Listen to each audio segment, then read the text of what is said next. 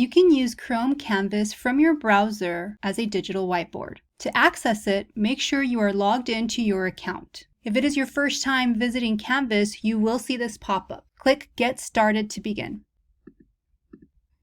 Your canvas, which can be used as a whiteboard, has now loaded. As you can see, you have a toolbar here on the left-hand side. You can choose different tools, such as a pencil, a pen, a marker, and chalk.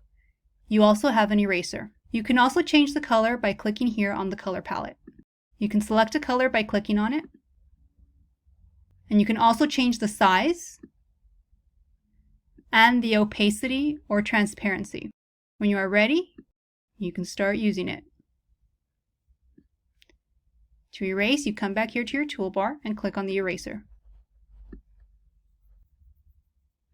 You can increase the size of your eraser to erase more quickly.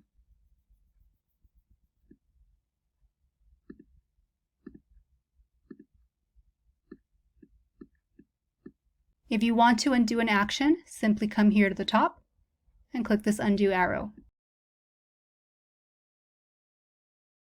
To return home, simply click on this home button at the upper left-hand corner. As you can see, whatever it is that you put on your canvas will be saved to your gallery.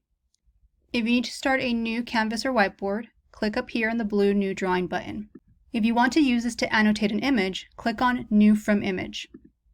You will then be prompted to select a file from your computer. Once you have selected it, click Open.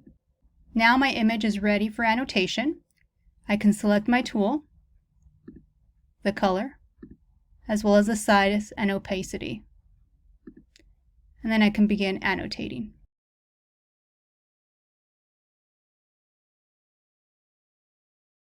To return back home or to your gallery, click the Home button. If you would like to give your files a name, click on the three dots and then click Rename.